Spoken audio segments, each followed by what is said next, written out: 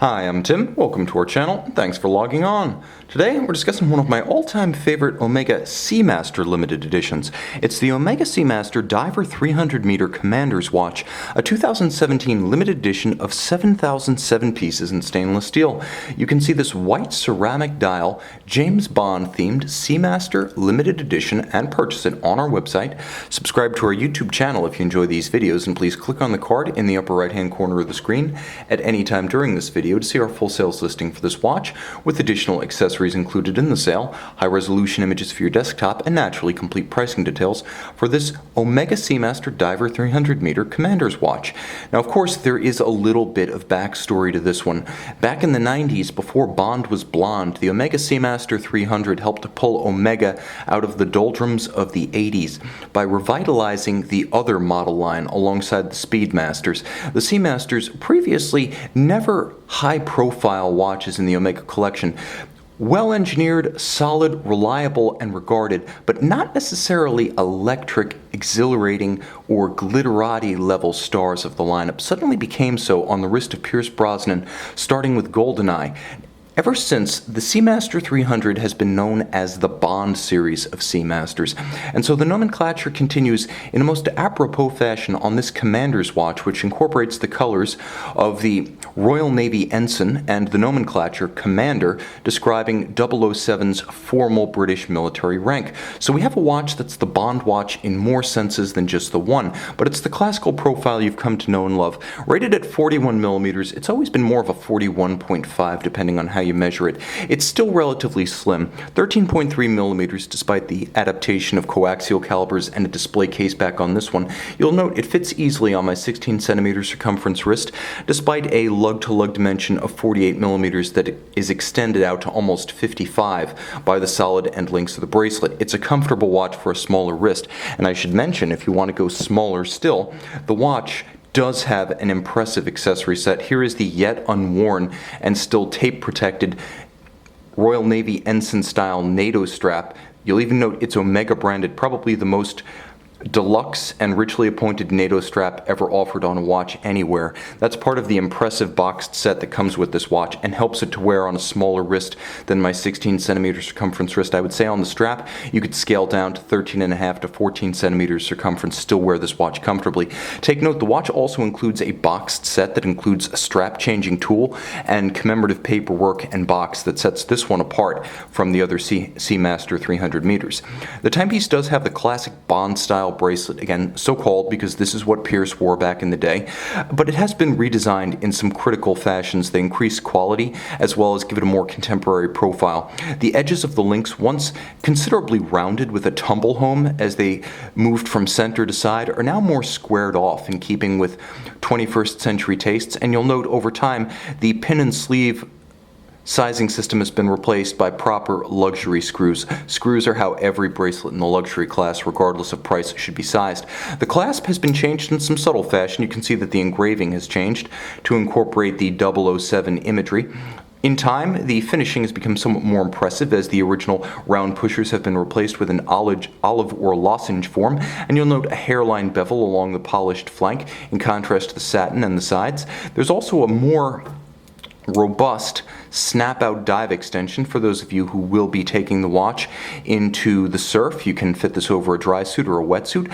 I actually had a Bond Seamaster during my college days, and I wore it over a thick winter coat and sweater up in New Hampshire during the winters there. Now, the timepiece has a solid construction about all components.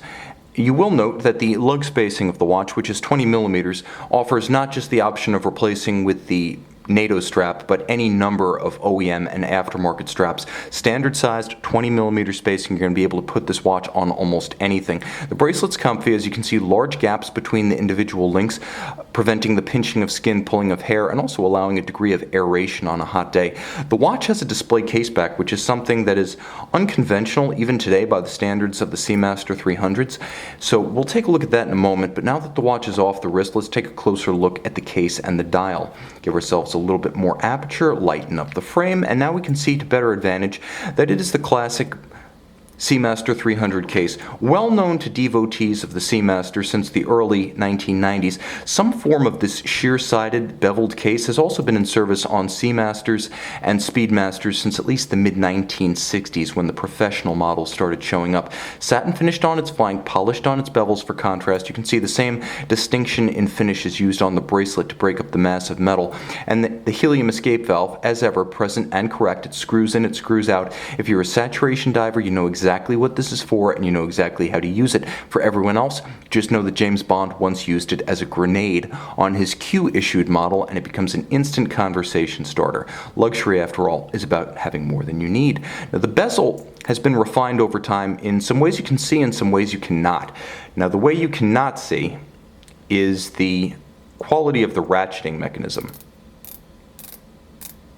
It's become more crisp over the years, but it's also given up a little bit of its resistance to make this somewhat shallow profile bezel a little bit easier to manipulate with hands wet, sweaty, or gloved.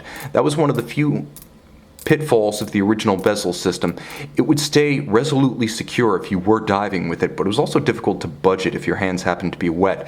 Now, the bezel also features those signature British Royal Navy ensign colors, albeit in a combination of an amorphous crystalline metal that is used to fill a ceramic 3/4 bezel, and then there's a red insert that is a vulcanized rubber. The idea being that you have robust scratch resistance across all the ceramic, and then you have a high degree of scuff resistance across the red, and you're able to have that combination of red, silver, and blue. Close enough to red, white, and blue.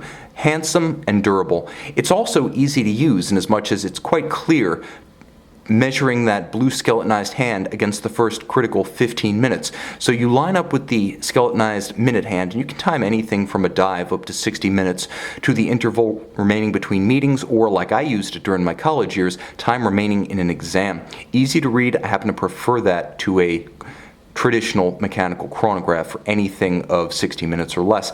The dial is not a lacquer, but a white polished ceramic to create a beautiful glossy gleam that's incredibly striking in person. It has a rich, lustrous quality that I typically associate with lacquer, or more precisely enamel. And the watch has the same tarnish resistance and corrosion resistance that enamel boasts. This is something that's not always true of lacquer. All of the indices are applied. They are blued and capped with Luminova. There will be a Loom Shot at the end of the video, and you'll note that the counterweight for the seconds hand is the signature 007 logo with a charming lollipop luminescent element outboard. Now, the watch, we're going to turn it over, grants us visual access. Let me see how close I can get and maintain focus with this lens. But it grants us visual access to the Calibre 2507. It is essentially a Calibre 2500 coaxial chronometer movement that's been customized with a 9mm style center in the fashion of the famed opening logo of the Bond series. If you've ever seen a Bond film opening sequence, you know exactly what's being referenced here. Also a number of horizontal gold elements to add visual interest. And the movement itself is automatic winding, bidirectional, with a 48-hour power reserve. It beats away at the quirky coaxial specific rate of 25,200 vibrations per hour. It is a 27 joule movement, considerably upgraded over the original 2892A2 from which it was derived. A chronometer, very precise and adjusted in 5 positions. It features both a quick set date and hacking or stop seconds. You'll also note that it features a fully screwed in case back, screw down crown, screw down helium escape, and thus 300-meter water resistance. This is a true full-service sports watch caliber. Moreover, you'll note that a critical change from the old 2892 is the addition of a free-sprung regulator architecture and a free-sprung balance for enhanced shock resistance. Of course, Bond never had such a good view, as his watch during the 90s was a solid caseback, so you get a luxury beyond the realm of even Q branch. Now, this is a handsome watch, and it features one of the most deluxe and impressive accessory sets I've encountered in any Omega limited edition Speedmaster or Seamaster. You can see this one with full accessories and make it your own on our website. Ah yes, like a mid-credit teaser, there's more. In case you forget the namesake of this model, or you feel there's not enough 007 imagery, the 7th of every month brings a small surprise. And now for the Loom Shot. And we're back with the Omega Seamaster 300m Diver Commander's Watch. This is the 300m Commander's Watch by night, where you can see that the watch features a thoughtful distinction between the luminova used on the dial, and that used on the minute hand and the luminescent pearl of the bezel. You can see it with its impressive accessory set by the light of day on our website.